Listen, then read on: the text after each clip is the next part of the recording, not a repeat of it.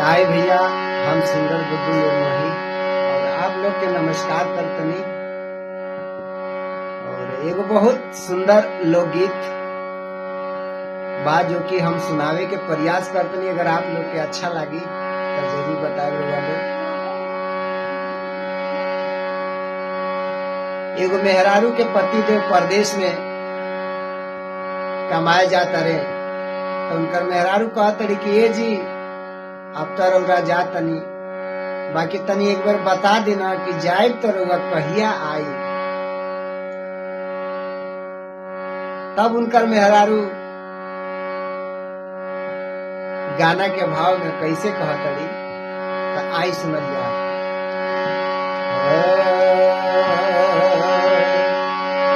ए राजा जी कब अइबा कब जइबा टाइम बता के जा। ए राजा जी कब अइबा कब जइबा टाइम बता के जा। फोटो खींचवा के जाना। ए राजा जी कब अइबा कब जइबा टाइम बता के जा। फोटो खींचवा के जाना। तोहरा माजी के बोली जैसे लगे करे जमे गोली। तोहरा माजी के बोली जैसे लगे करे जमे गोली। हो अपना आमा जी के दुआरा बोई ठाके जा। हो अपना मम्मी जी के दुआरा बोई ठाके जा। फोटो खींचवा के जाना। ए राजा जी कब अइबा कब जइबा टाइम बता के जा। फोटो खींचवा के जाना।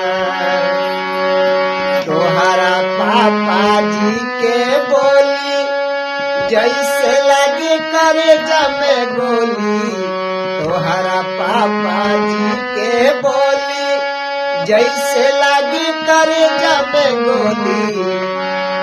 हो अपना पापा जी के दुआरा बोई ठाके जा। फोटो खींचवा के जाना। ए राजा जी कब अइबा कब जइबा टाइम बता के जा। फोटो खींचवा के जाना। तोहरा भाभी जी के बोली जैसे लगे करे जमे गोली। तोहरा भाभी जी के बोली जैसे लगे करे जमे गोली। हो अपना भाभी जी के अलगा करा के जा।